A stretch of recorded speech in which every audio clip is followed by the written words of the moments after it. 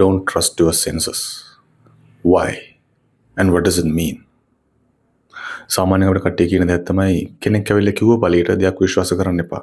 ඔයාගේ ඇහෙන් දකින්න, කනින් අහන්න, ස්පර්ශ කරලා බලන්න, නහයෙන් සුවඳ විඳලා බලන්න.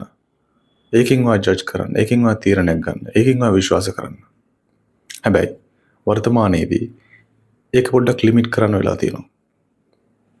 ඒක කිව්වම වලට හිතේ අපේ ඇඟෙන් අපි දකින දේ, අපි ෆීල් කරන දේ, අපි එක්ස්පීරියන්ස් කරන දේ කොහොමද අපි බොරුවක් කියලා හිතන්නේ කියලා. ඒක එහෙම වෙනවා. ඒක බොරුවක් වෙනවා. හැම වෙලාවෙම නෙමෙයි. සමහර වෙලාවලට, බොහෝ වෙලාවලට, ගොඩක් වෙලාවලට ඒක බොරුවක් වෙනවා. ඒගොල්ලන්ට මෙහෙම හිතන්න පුළුවන්. අපේ සෙන්සස් ගොඩක් වෙලාවලට වැරදි.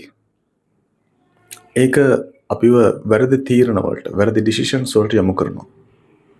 ඒක නිසා තීරණයක් ගත්තී, ඩිසිෂන් එකක් ගත්තී, ප්ලෑන් කරද්දී තව පොඩ්ඩක් හිතන්න. right?